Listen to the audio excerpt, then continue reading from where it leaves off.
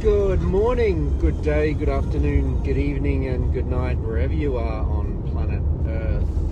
This is the first video I've done in something like 3 or 4 months, I think, and being on Facebook here, every day I get hit with a 90-day strike, putting me to the bottom of the list anyway, so it doesn't really help much. So anyway, there's one person on there. So yeah, I was lucky enough where I've been, where the price of fuel is like $2.20 per litre. I managed to find a place that was only $1.69 per litre. And so, because I was in Wodonga, right, using the app. And I think the only other cheap fuel would have been in Melbourne or Canberra, would have been the two closest places. So it was good to find some cheap fuel. So something to talk about. I'm having a very interesting experience at the moment. A different type of social experience in life, and also a different aspect with work. So, and both of them relate to working. So I'm back working for now, because this particular job I'm doing doesn't require certain things that I don't have, right? I won't say much about that, but I'm back working, but there's this interesting social dynamic. It's probably to do with all the shifts. So it's a change within, but it also represents a change within others. So where I've often felt very isolated, or different and unable to really sort of meld into that sort of larger group hive mind thing that goes on with workers, because I'm the strange one that's into all this weird shit. Well, in fact, a majority of the people now are actually shifted up and are having discussions about the very things that I'm interested in. Not only that, there's this real, genuine, authentic connectivity amongst most work colleagues, where there's still the seriousness and the focus to the work. There's still joking around and stuff, but there's this real seriousness of applying the mind of a work-focused situation, but everyone is really connected, and there's really good eye contact with everyone, and it's like I'm looking at everyone and I'm just seeing who they are, and there's nothing in me or neither in them, because it's obviously a two-way street, where there's conflicting stuff. There's a real neutrality and a unification situation, and that also follows through after work, where I've been staying in like the motel and then going to have dinner. I've even been having drinks. Like, I don't normally drink at all, but I've been having like at least one drink a night and enjoying the company and mixing in. Usually I would just I don't want to be around all that, and I would just go to my room, but I'm like being very, very social. It's really, really interesting. I'm finding it fascinating. The other thing that's happening is, like, this particular job we're doing, it's this huge cut into the mountain where this road is, and there's this huge cut which has rock fall on the slope. And all this sort of work began with the slide that happened in Thredbo years ago, that some people are familiar with the Thredbo disaster. And we're working sort of down the hill from Thredbo in Kosciuszko National Park. And just in the last week or so, I've been operating an EWP, which is like a big, telescopic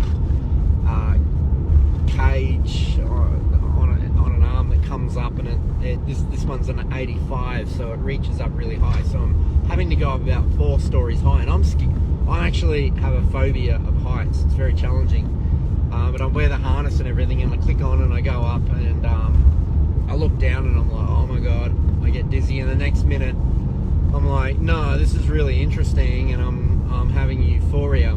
So I'm swinging between fear and euphoria, or fear and excitement, but it's got a lovely view, you know, like up on this mountain, and like there's a wombat hole not far from the edge. It's just really interesting stuff, yeah. And having to like go up and all day sort of be up in this basket, up at this what feels like an incredible height, where if you fell you would definitely die, you know. And then some of the boys get out on the slope 6 meters back on a 45-degree slope, which then turns into a vertical fall of about probably 4 or 5 stories straight down to the road. There's traffic control, you know, and we're like putting these cables up, which are put to drill holes or anchor points, and then clamping them on real tight, and then hanging this mesh. So it's this mesh that hangs down like a big curtain drape down the cliff face about a meter up from the road, with some bars with chains on it. So when rock falls under the mesh, it's sort of controlled and contained, and then if they have a fair bit of it, it falls out the bottom, and then they can pick it up with equipment. We've been snowed on, we've been rained on. It's been like, I think the lowest temperature was about 2 degrees at one stage, but we were still getting snow flakes falling on us, and sleet and rain. Yeah, it's been really, really interesting. So I'm working with a guy who's 73 and he's still working. He's an ex-army guy that's sort of been to many places in the world and done some interesting things.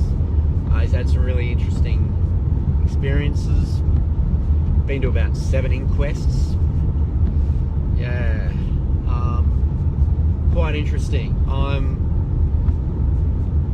The people I'm around at the moment, I'm just like, it's like a feedback of so much information. And there was one time there where, you know, there was this little fire going, and both warming our hands like this on the fire, you know, off the gas burner. And then I had this flashback to being an American Indian, and he was there, just in a different sort of situation and form. It's quite interesting. So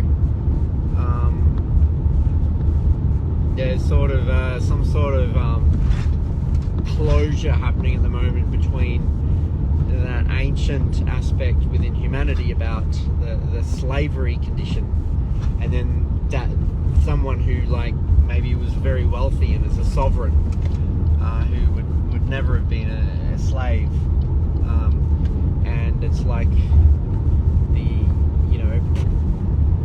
the closure of all that stuff, which is quite interesting. It's a very interesting dynamic. Yeah, so I've been doing that for 12 days straight, 10 hours a day, and yeah.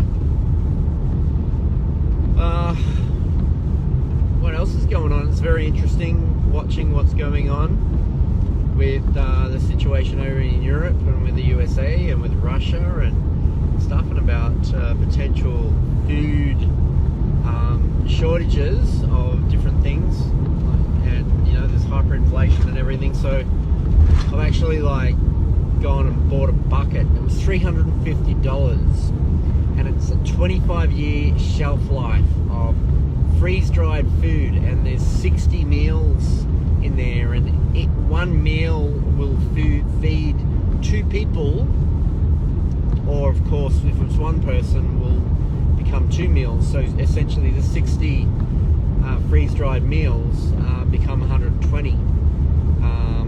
So you know, it's one way to have this little bucket of freeze-dried food that all you have to do is add water, and it's something you can eat, that you know that you have there for the ready, just in case something occurs where the life that we have always known of availability of things that relies on the infrastructure of society, like the trucking industry and the train service, to bring that. There's obviously, to some certainty, a degree of disruption to that, and so to have a sense of security and peace of mind, I thought it was a good idea to do that. So yeah, so that's where things are at the moment. So it looks like some military leader over in America has mentioned, has come clean about cyber attacks in Russia, so it will be interesting to see what Russia's response is to that, because I think Russia would consider that an act of war.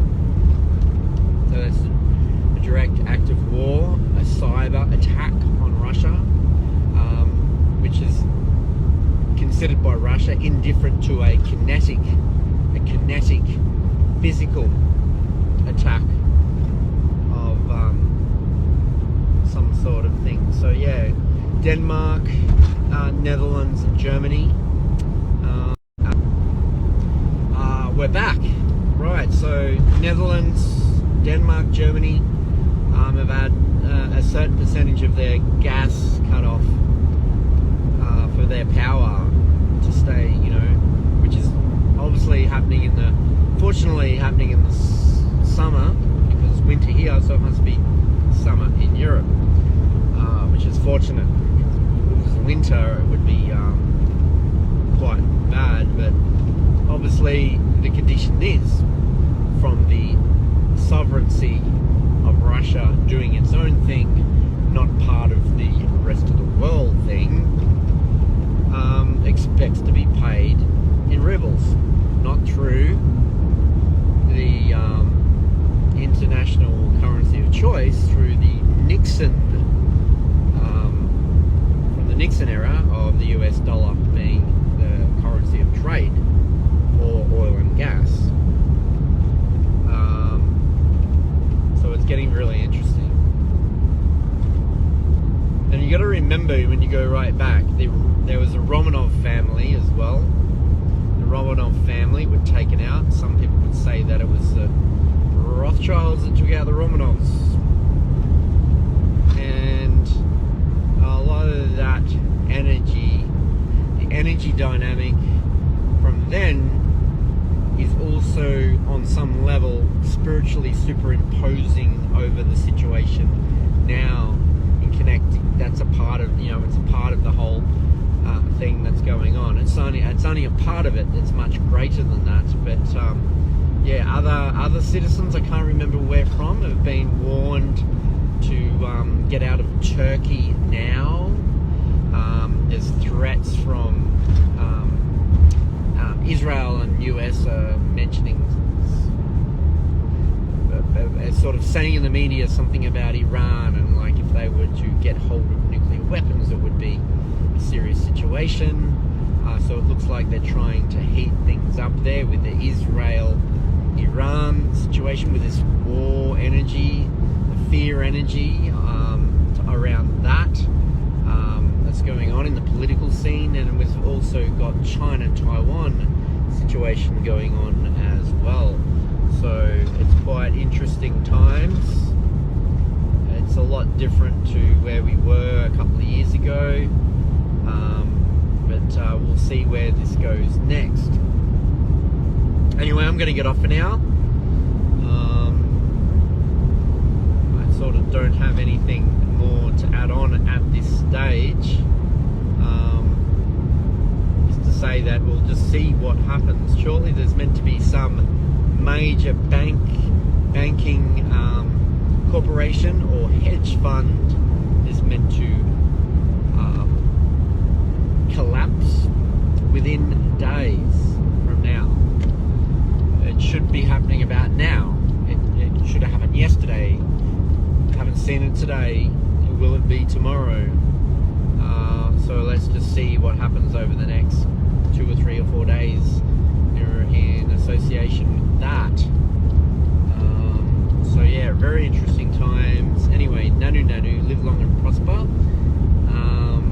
Yep. Hi Tim, how you going? Anyway, I'll get off for now.